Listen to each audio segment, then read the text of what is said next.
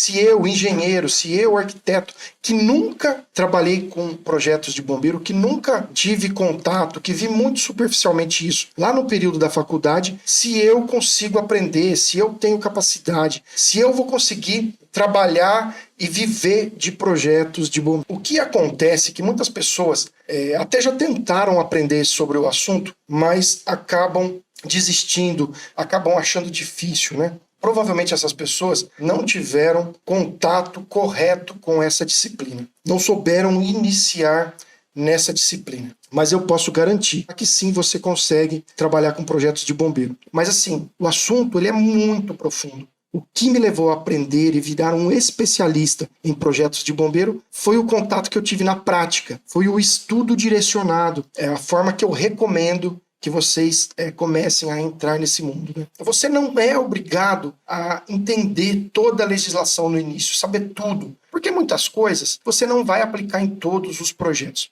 Então, eu entendo que você deve, primeiro, começar pelos projetos simplificados, que são projetos que requerem menos sistemas de proteção e combate a incêndio. Esse é a porta de entrada para você entrar nesse mundo. Basicamente, os simplificados, os menores, isso em todo o Brasil, nem trabalha com plantas, né? Você basicamente, claro, distribui os equipamentos, que são os extintores, que são as sinalizações. Você verifica se as saídas de emergência atendem aos critérios da legislação de cada um dos estados. Então, assim, você acaba não precisando trabalhar, fazer um cálculo de hidrante ou de sprinkler ou um cálculo de espuma, né?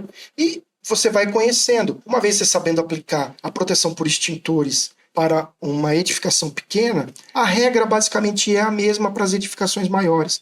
Poucas exceções, alguns cuidados a mais, mas basicamente você aprendeu a trabalhar com extintores. E é isso que eu acabo chamando, que eu guardo o meu conhecimento em caixinhas.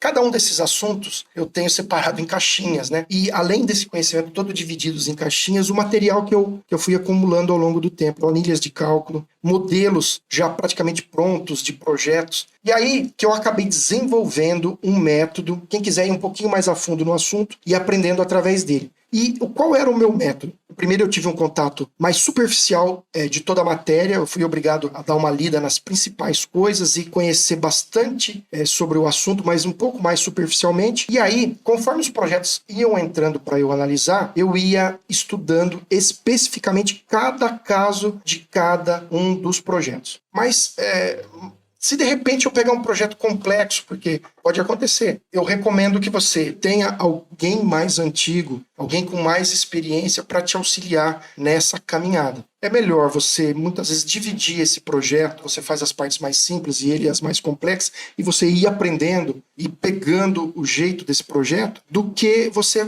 falar que não faz, ou acabar desistindo de trabalhar nessa área. Eu comecei sem saber nada. Eu entrei no bombeiro sem saber qual era a diferença de um extintor de água, de um extintor de pó, onde você usava um, onde você usava outras coisas mais básicas desse mundo de bombeiro eu não sabia. O que ajuda muito nesse caminho? Você ter alguém mais experiente, mais antigo, que vai ajudar você a evitar erros. Então é isso. Você pode, você consegue, você deve entrar nessa área. É uma área em plena expansão, com falta de profissionais. Aquela lei oferta e demanda. Você tem poucos profissionais, serviço em alta. Então tem um vácuo aí, que em parte esse vácuo tem sido preenchido por profissionais sem preparo, só acabam criando problema ali por um tempo, acabam meio que depois sendo queimado na área, e as empresas procuram os bons profissionais que estão em falta.